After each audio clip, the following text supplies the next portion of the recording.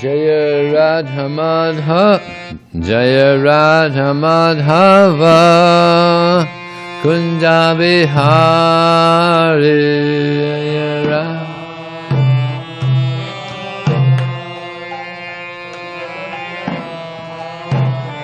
Jaya Radha Madhava, Kunda Bihari,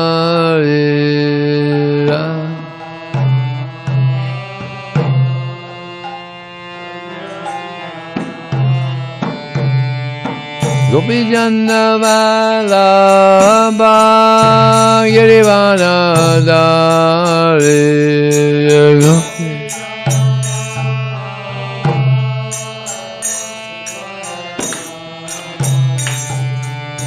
Gopijana Vallabha Girivana Dari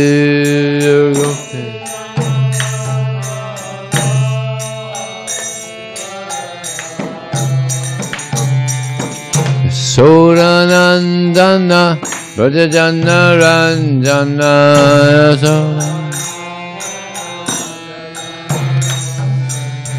Ya Soranandana Bhajana Ranjana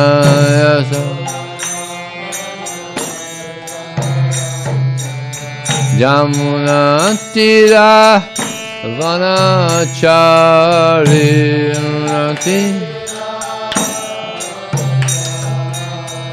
Yamuna Tira Vanachari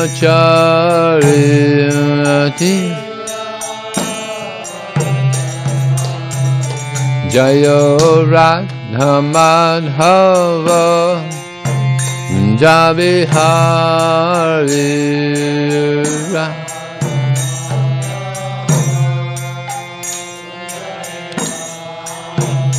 Jaya Radha Madhava Kunjabihari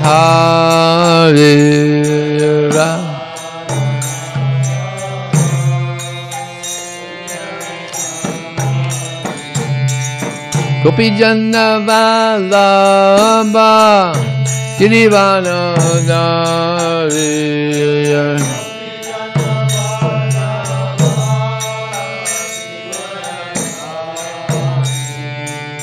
Gopijana Vallabha Girivana Dari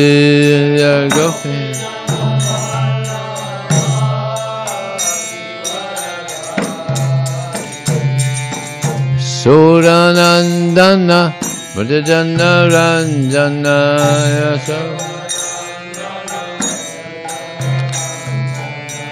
Yasoranandana Bhajana Ranjana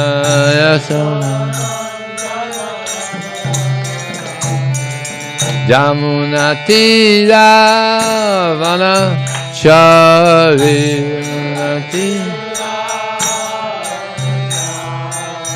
Yamuna Tira Vanachari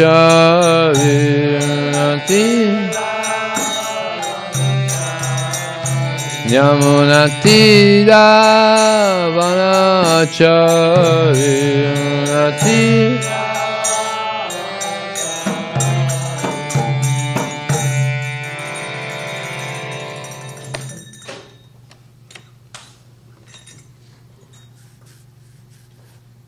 Somebody else can. You got them done. He'll get it.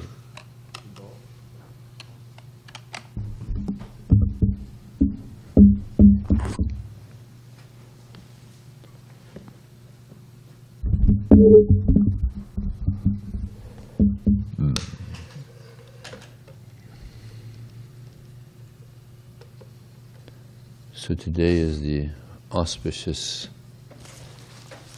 disappearance day of Srila Gaura Kishora Dasa Babaji.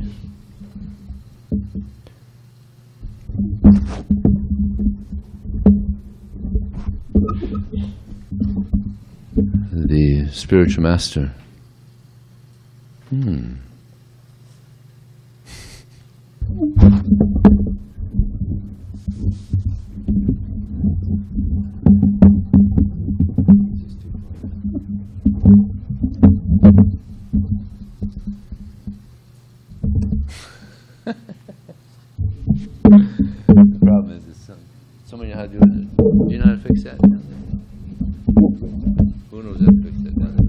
just has to be loosened down here. See, that's why it's wobbling. It's wobbling. That has to be loosened.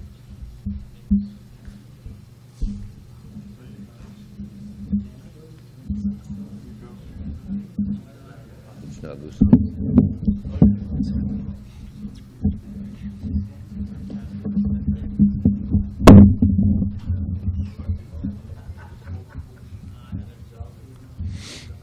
There you go.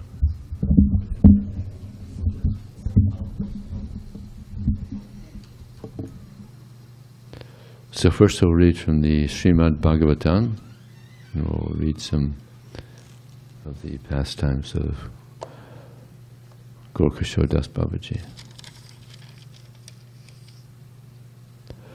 Om Namo Bhagavate Vasudevaya. Om Namo Bhagavate Vasudevaya. Om Namo Bhagavate Vasudevaya.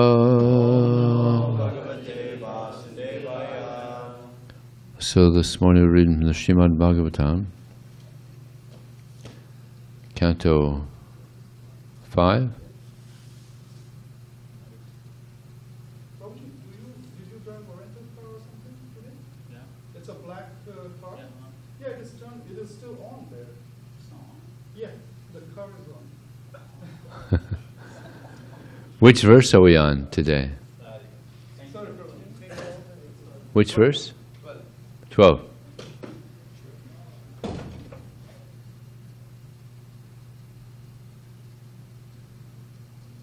Oops.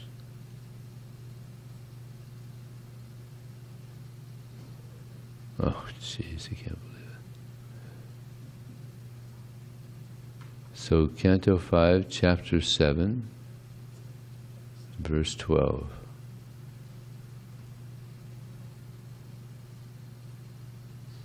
Okay, lots of prose, so I'll just read the English. Did we already Om Namo Bhagavate Vasudevaya? Okay. That most exalted devotee, Maharaja Bharata, in this way engaged constantly in the devotional service of the Lord. Naturally, his love for Vasudeva, Krishna, increased more and more and melted his heart. Consequently, he gradually lost all attachment for regular duties. The hairs of his body stood on end, and all the ecstatic bodily symptoms were manifest. Tears flowed from his eyes, so much so that he could not see anything. Thus he constantly meditated on the reddish lotus feet of the Lord. At that time his heart, which was like a lake, was filled with the water of ecstatic love. When his mind was immersed in that lake, he even forgot the regular service of devotional service to the Lord. Purport. When one is actually advanced in ecstatic love for Krishna, 8 transcendental blissful symptoms are manifest in the body. Those are the symptoms of perfection arising from loving service to the Supreme Personality of Godhead. Since Maharaja Bharata was constantly engaged in devotional service, all the symptoms of ecstatic love are manifest in his body. We go to the next verse. Maharaja Bharata appeared very beautiful. He had a wealth of curly hair on his head, which was wet from bathing 3 times daily. He dressed in a deerskin. He worshipped Lord Narayan, whose body was composed of golden effulgence and who resided within the sun. Maharaja Bharata worshipped Lord Narayan by chanting the hymns given in the Rig Veda, and he recited the following verse as the sun rose. Purport. The predominating deity within the sun is Hiranyamaya. Lord Narayan, he is worshipped by the Gayatri mantra, Om Bhur Bhuvasvatat Sarvataranyam Bhargota Vasyadimi. He is also worshipped by other hymns mentioned in the Rig Veda. For instance, Jaya Sada Savatir Mandala Madhyavarti. Within the sun, Lord Narayan is situated, and he has a golden hue. Om Jnanatamanandasya Jnananjana Salakaya Chakshur Militam Jena Tasmai Sri Gurave Namaha Mukam Kurtavatalang Pangunlang Hayate Garim Yat Kripa Talaham Bande Shigarum Dinataranam Vanchakalpatubhyascha Kripa Sindhu Devacha Paditanam Bhavanevyo Vaishnavevyo Namo Namaha. Jai Sri Krishna Chaitanya Prabhu Nityananda Shri Advaita Gadadhar Shivasadi Gaura Bhaktivinoda. Hare Krishna, Krishna Krishna, Hare Hare, Hare Ram, Ram Ram, Hare Hare. So this verse is saying that Maharaja Bharata, he was engaged constantly in the devotional service of the Lord. So this is actually the goal of the human form of life, is to constantly engage in the service of Krishna. And Krishna, he says in the Bhagavad Gita, Ananyas chintayantomam yejana paripasa testam nityabhayuktanam yogashevahamyam. Those who worship me with exclusive devotion, meditating on my transcendental form, for them I carry what they lack and preserve what they have. Isn't that the kindness of Krishna? He's carrying what we lack. Right? Now, what are we lacking mostly? I think we could safely say that one thing we're lacking is love for Krishna. Right? So actually this love for Krishna, it's there in the heart. It's just covered by material desires that are not in line with the desires of Krishna. So this whole process is meant to bring out this love for Krishna. Prabhupada tells an interesting pastime about this verse. There was a devotee who read this verse, and when it says this yogakshem vahamyam, that Krishna, he carries what we lack. And he's thinking, how is that? Krishna's God. He doesn't do service for us. He doesn't carry for us. So he actually crossed that out in the Bhagavad Gita. Must be a mistake, some editing mistake. So he crossed it out. So then he told his wife he's going to go and bathe in the Ganges and then come back. So while he was gone, 2 boys came to the home there, knocked on the door, and she saw them, and one of them had some scratches on his face. And she said, "My boy, what happened to you? Why are you with these cuts on your face?" "Oh, your husband did this to me." My husband is a qualified Brahmana. He's filled with wonderful qualities. He would never do such a thing. No. He did this. And by the way, here's some things that you were in need of. We wanted to give to you. So he gave these things, and she said, "Wow, this is so nice of you. Now please wait here. My husband will be back soon." No. He might harm us again. We have to go. We'll go. So then he returned, and she explained what happened. That these 2 young boys came, and one of them had these scratch marks on his face, and then they brought all these things for us. And I asked how that happened to you. She said that you had did that to them. I said, "What? How was that? I never scratched any young boy's face." Yeah. So then he said, "What did they look like?" She said, "Oh, they were so beautiful, with the exception of the scratches. One was blue color, and the other one was Why? And then he understood, oh, that was Krishna. You saw Krishna, that was Krishna, because I marked on the Bhagavad Gita, this Yogakshemohamyam, that Krishna carries what we lack. So I marked that out. So that's to mark on the Bhagavad Gita. It's not different than Krishna. So it was like marking on Krishna. So he learned a good lesson there. Krishna does carry what we lack. Whatever it is we lack, he's carrying. He wants us to get purified. He wants us to go back home. More than we can desire. He wants us to go back home. So, a devotee desires as Krishna desires. He wants us to go back home. We should also want to go back home. And this is just like I mentioned a couple of days ago, that the fish out of water, the fish wants to go back in the water. So we also want to go back into devotional service. Of course, it's a big challenge, and Krishna, he doesn't, although he wants us to go back home,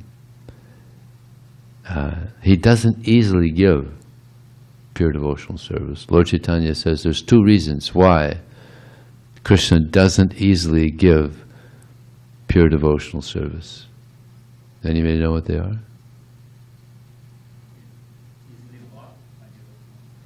Yes, he's controlled. Anybody that's engaged in pure devotional service, he's controlled. He's not going to be controlled by just anybody. I mean, you have to have really, really pure desire, pure devotional service before pure desire to serve Krishna before he gives it. And the other reason is, Lord Chaitanya said, he simply doesn't give it easily.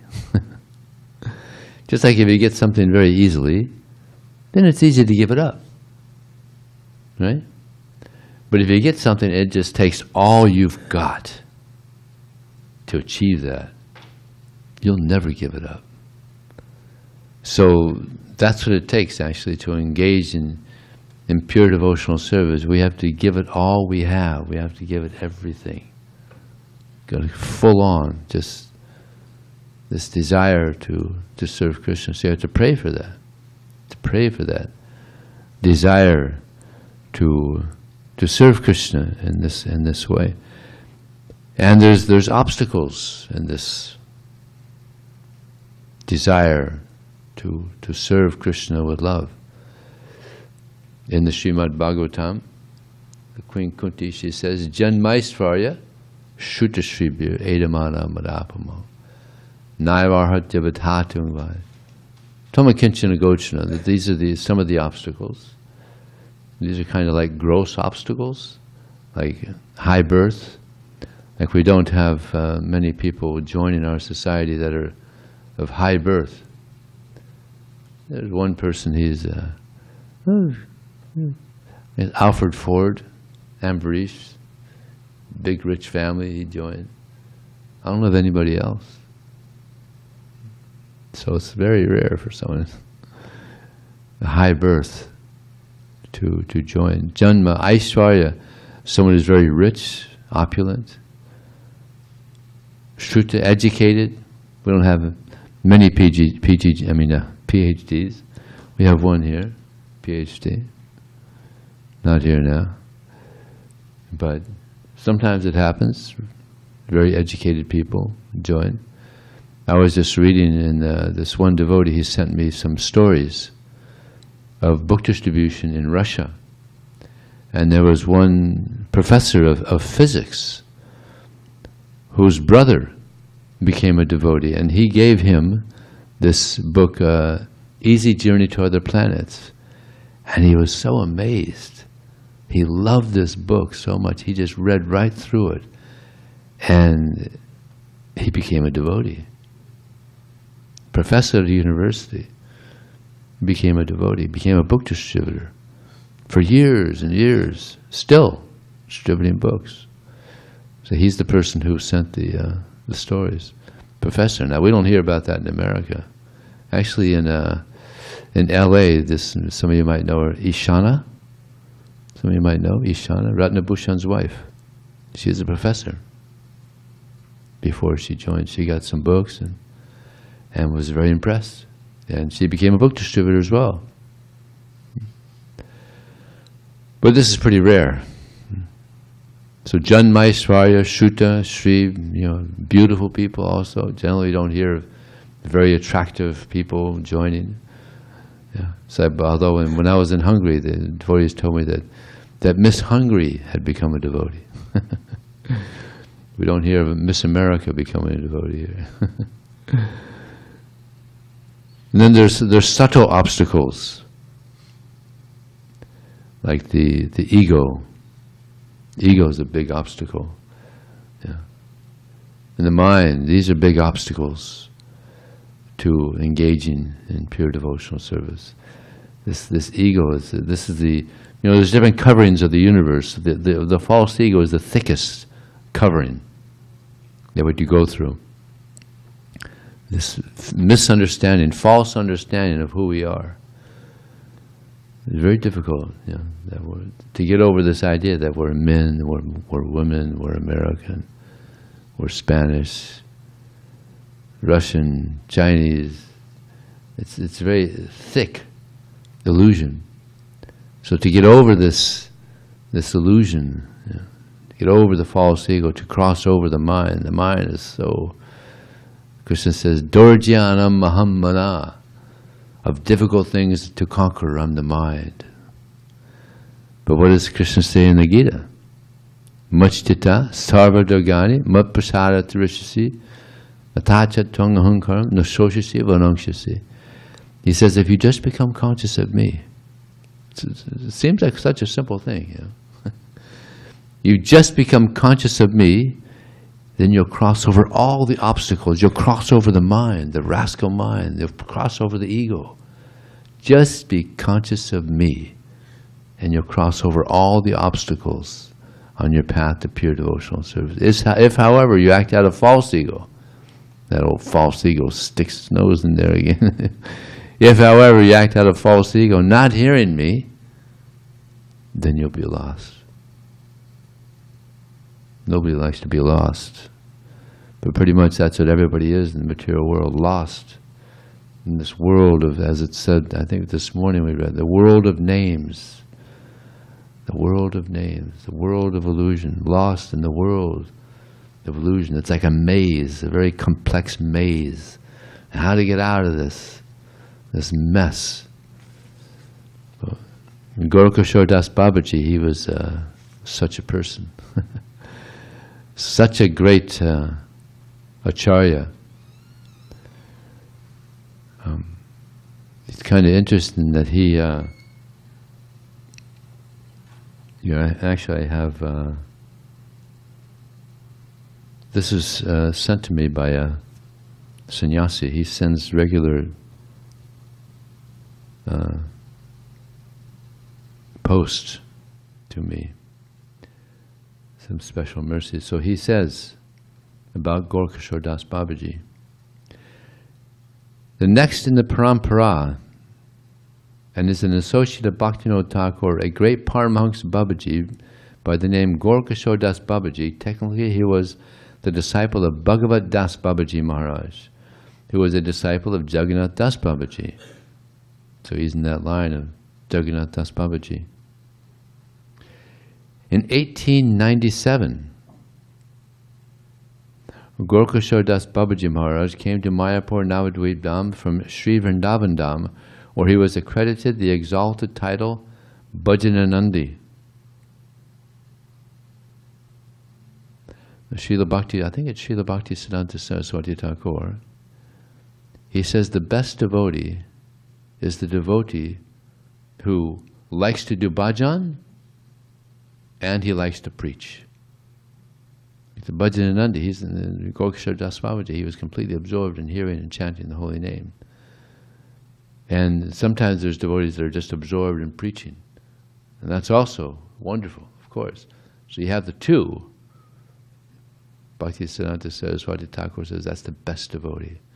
Likes to chant. That's Prabhupada. Prabhupada loved to chant. That's how he started in New York City. He would go out and chant for hours. And he said that I have great faith in the holy name. And this is why he had so much success. He had great faith in the holy name of Krishna. And he loved to preach. So that's why he was so successful. Srila Bhaktivinoda Thakur, seeing the transcendental behavior of Babaji Maharaj, would use him as an example of indifference or nirapeksha, as his level of renunciation was beyond belief. Wasn't he the one that ate out of a skull? That was him. Yeah, he ate out of a skull, a human skull. Huh? Vaishnava skull? The Vaishnava saint's life was an example of utter humility and poverty, the true attributes of a Vaishnava. Gaura Kishora never accepted any material object from anyone. For his clothing, he used the discarded loincloths from corpses left on the bank of the Ganges. For food, he would collect rice by begging, soaking it in a river. Now, if you soak rice in cold water, it doesn't cook, right? It's got to be heated. So he's just eating cold rice in the in the Ganges, in the bank of the Ganges. And he would put a little salt and chili. He never asked favors from anyone and lived a fully detached life, devoid of all possessions. Very little information is available about the past life of Gaura Kishora, except that he was born in a Vaishya family in the village of Bhajana. Srila Gaura Kishora Dasa Babaji lived on Madhukari, begging and sleep. Srila Gaura Kishora Dasa Babaji lived on Madhukari. Madhukari means that whatever someone would, or he would go and he would ask for donations, right? Madhukari. Or for food. He slept beneath a tree. He would lie prostrate, offering his humble obeisances to the residents of Vraj, considering them as embodiments of Lord Krishna. He even offered his obeisances to the flowers, trees, and land around him. He spent about 30 years at Vrajamandala, serving the deities there. Afterwards, perhaps by the direction of the Supreme Lord, he left for Navadvip. During his stay at Navadvip, Gaura Kishora Dasa Babaji underwent various transformations of spiritual moods. Sometimes he danced on the bank of the Ganges, chanting, "Gaura, Gaura!" While at other times he would lie on the ground in an unconscious state. He joyfully moved throughout the groves located on the bank of the Ganges, considering them sites of the divine sports of Sri Sri Radha Govinda. His only clothing was a strip of cloth around his waist, and often went totally naked. He chanted japa on beads, or sometimes knotted a cloth and used that as a substitute for japa beads. Occasionally he went to Godrum Dvip to listen to Bhaktivinoda Thakur recite Srimad Bhagavatam. Babaji Maharaj would often visit Bhaktivinoda Thakur. During his last days in retirement, absorbed in Krishna Katha, he would hear Srimad Bhagavatam at Bhaktivinoda's house, and they would discuss together. Though Babaji Maharaj could neither read nor write, he was regarded as vastly learned and self-realized. His only possessions were in the tulsi beads around his neck and the japa mala he kept in his hand. Sometimes he wore no tulsi mala around his neck and would chant on knotted cloth as beads. Such was his renunciation. Sometimes he would live under an old, broken overturned boat. And at other times he would scatter fish bones around the place where he was chanting. And this he used as a bhajan kutir to make materialists think he was a fish eater, and thus they would not disturb him.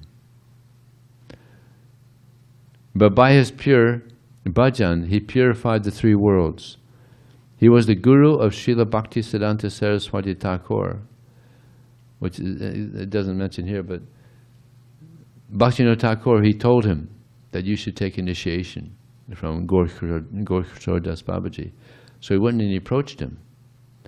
But he wouldn't give it. He didn't have any disciples, nor did he want to have any disciples.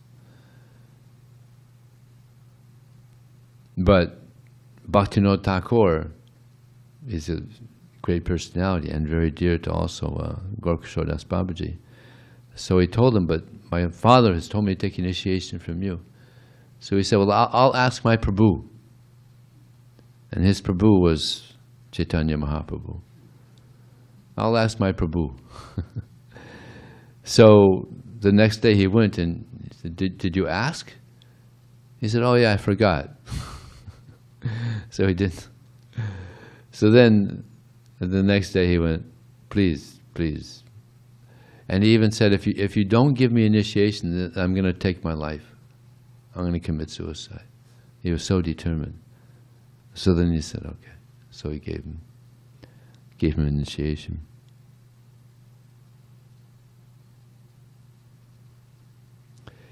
In 1898, this is 2 years after Prabhupada had appeared, when Bhaktivinoda's son, who was now residing in Godrudweep and Navadweep, first came in contact with the person who was to be his spiritual master, Gaura Kishora Dasa Babaji Maharaj, the crest jewel of Avadutas, was wearing a tiger skin hat, and carrying a basket with puja paraphernalia inside. He offered the boy, Bhaktisiddhanta Saraswati Thakur, 4 or 5 pieces of rope for chanting on his rounds, and a tilak stamp for marking the body with the Hare Krishna mantra carved on it.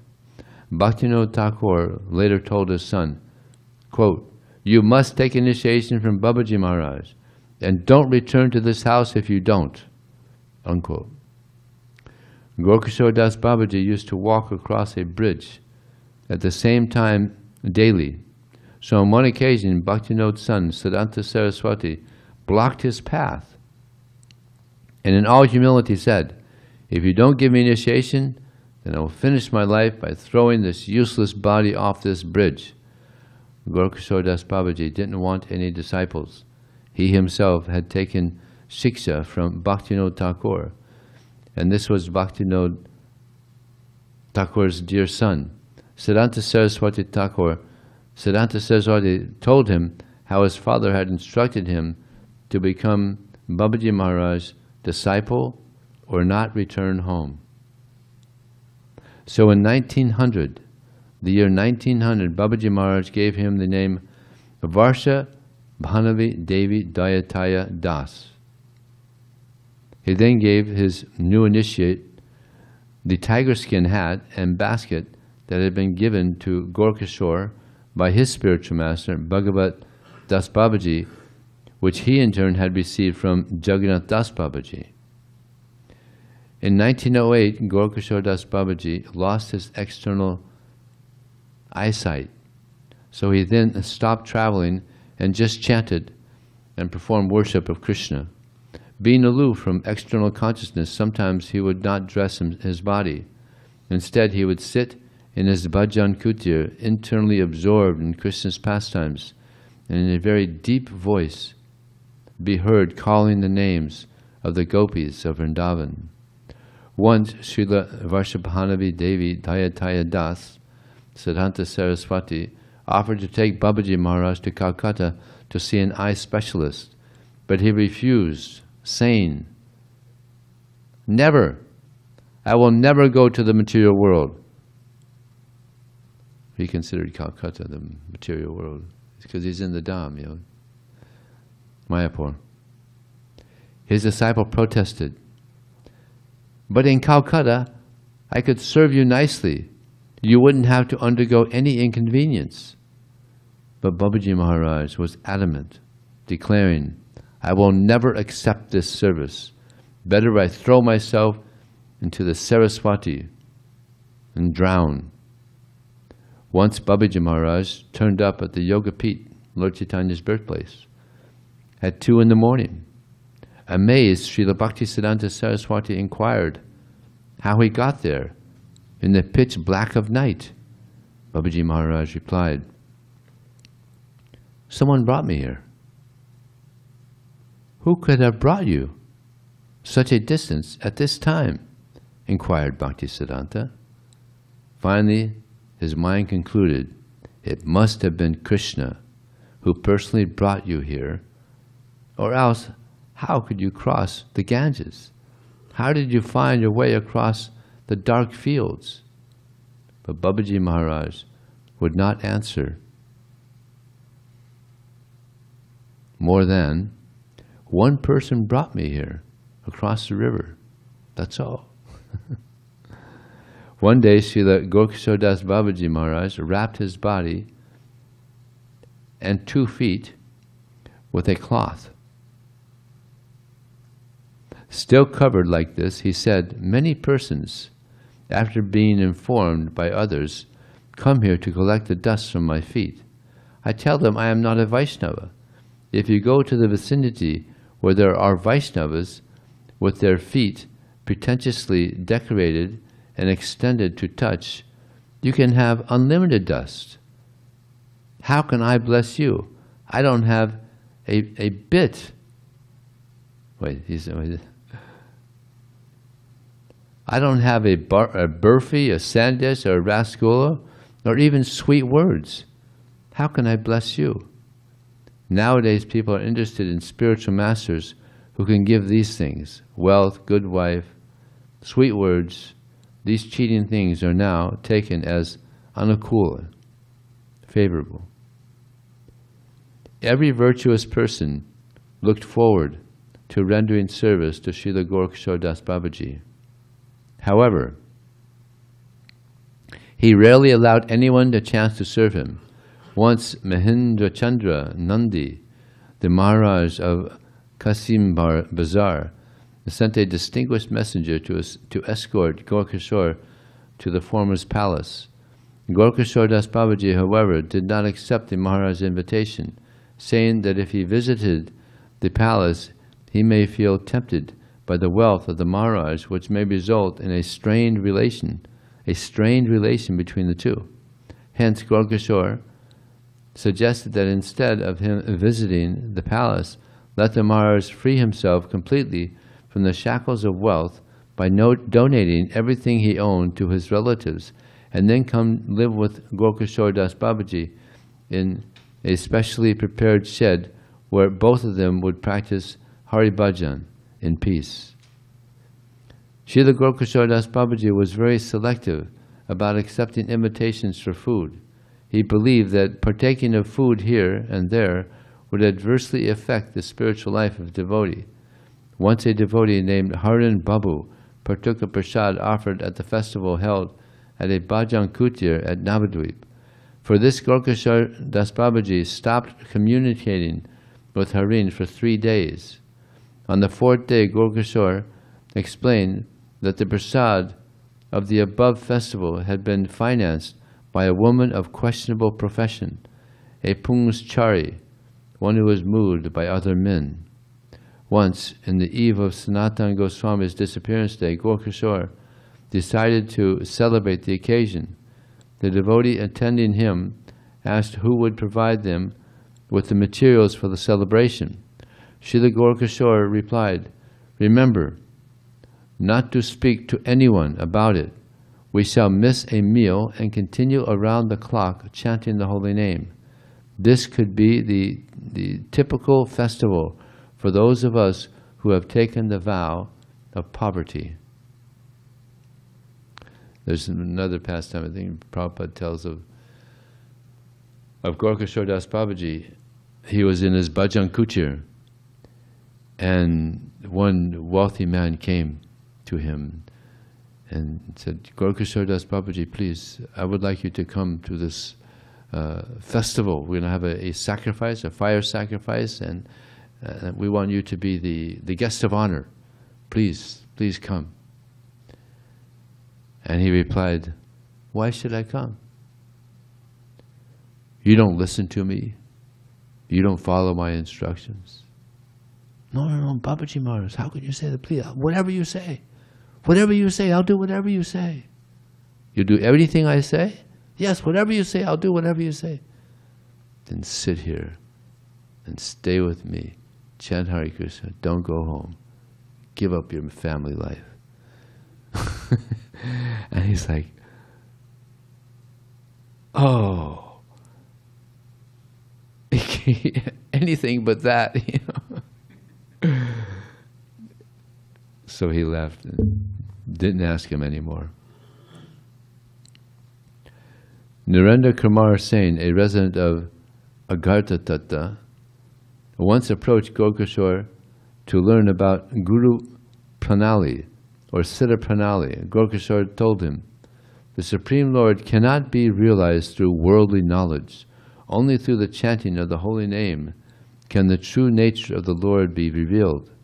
As the Lord is revealed from the letters comprising the Nam, the devotee gradually begins to understand his own nature and becomes acquainted with seva. Once a physician told Gaura Kishora that he intended to move to Navadvip and take up charitable practices.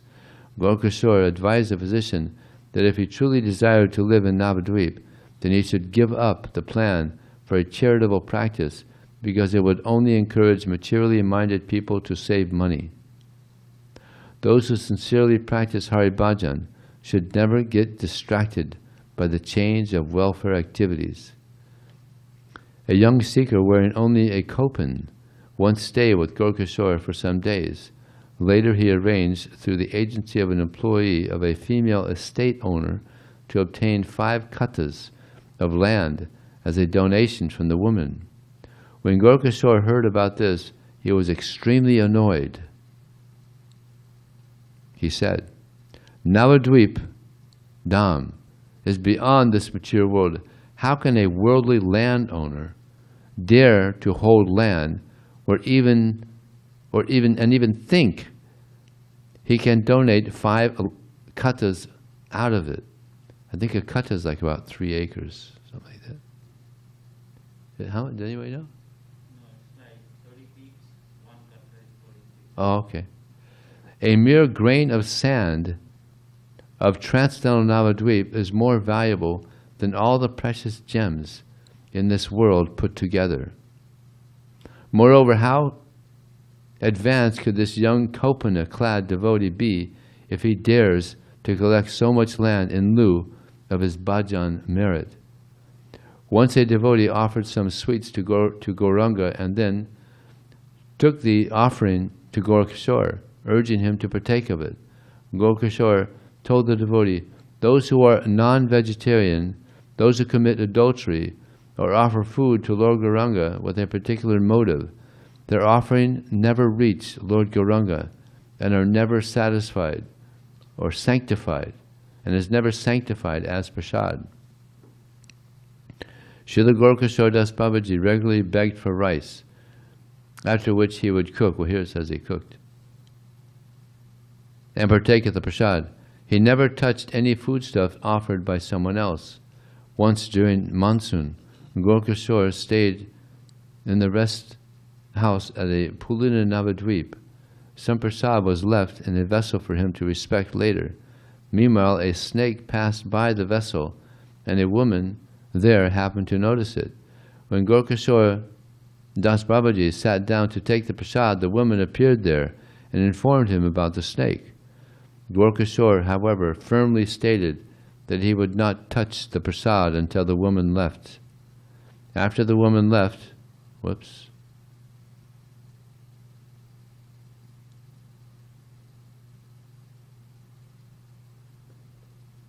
I just touched the screen and it moved.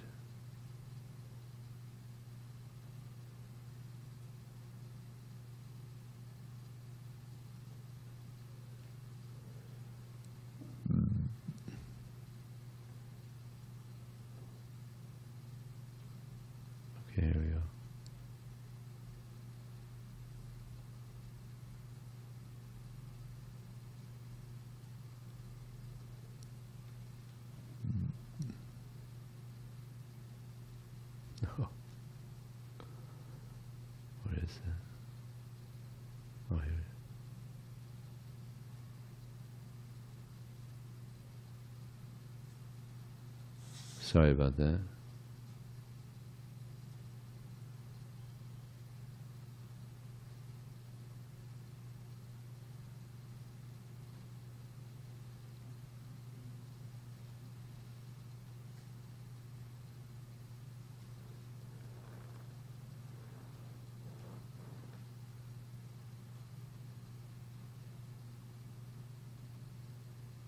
Okay, here we go.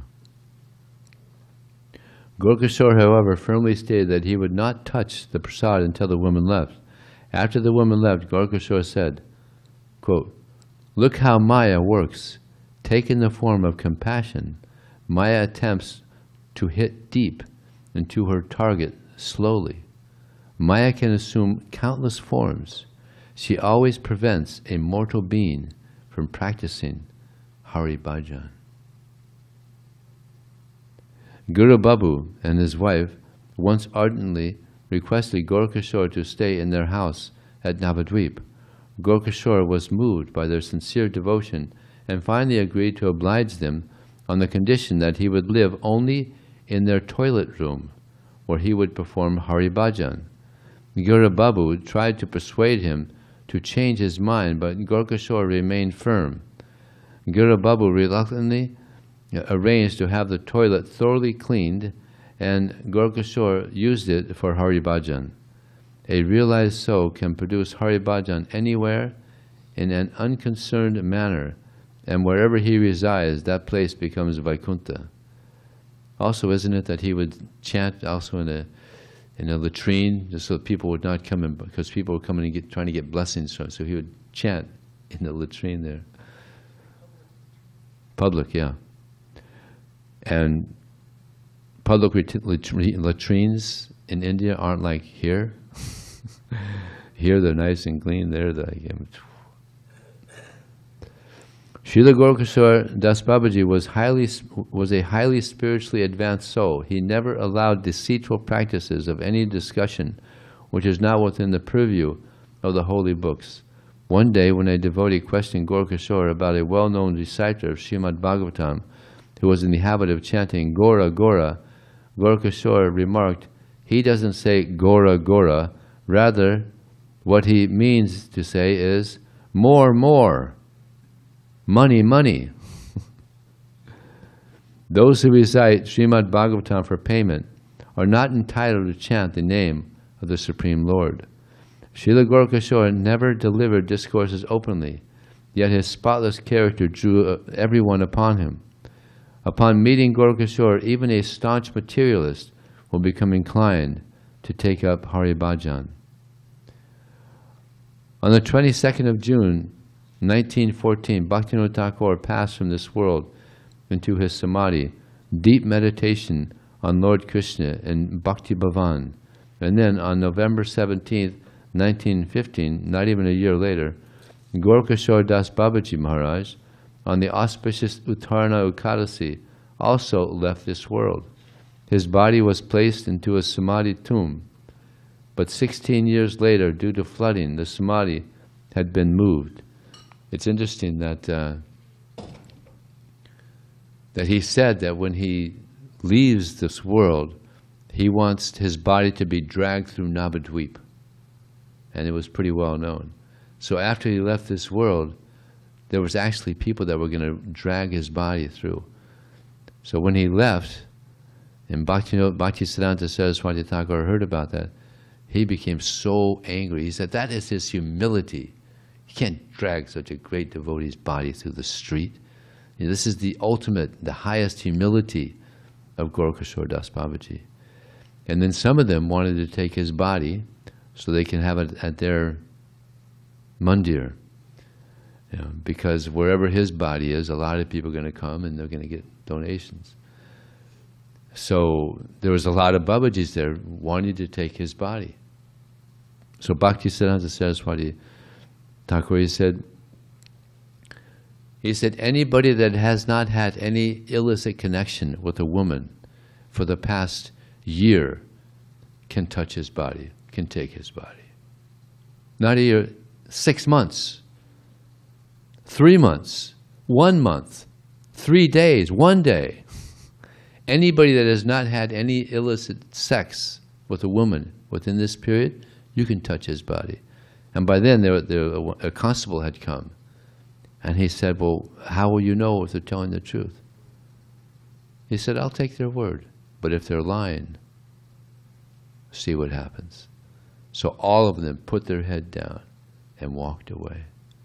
Yeah, amazing, huh? So these are some of the pastimes of such a great Paramahansa devotee. So is there any question or comment? Anybody else like to add anything that wasn't said? Yes. Is there a microphone? What did you, I couldn't hear you. Thank you, Vijay Prabhu, for the class. I heard that he lived up to age 150. Is that true? I never heard that. No? You ever heard that? Was that Jagannath? Jagannatha Dasa Babaji, he lived a very long. I don't know if it was 150, but he lived a very long time. Okay. I had never heard that about. So how long did? Well, it's said, it's mentioned there. No, it didn't say when he is. Not much is known about him actually. They didn't mention when he appeared in this. It just mentions when he passed away. So I don't think it was known when he or how old he was when he passed away. Just to add, Yeah. I heard a detail about one of those pastimes. When Gaura Kishora Dasa Babaji was, kind of, I don't know if you want to say threatening to drown himself in the Saraswati, he actually ran. They were at, I think this was at Svananda Sukhada Kunj, and he ran out the door, and Bhaktisiddhanta was chasing after him. And he thought that he was going to jump in the Saraswati and kill himself, and he actually disappeared for I think it was 44 days. Nobody saw him, and so Gaura Kishora Dasa Babaji. Yeah, and so they thought maybe he had left his body, but then one day he just kind of came back casually. My understanding is that he just kind of came back and said, "Okay, I've decided not to take my life, but Prabhu will never serve me," or something like that. Uh-huh. Yeah, but I thought that was kind of a funny. Extraordinary personality.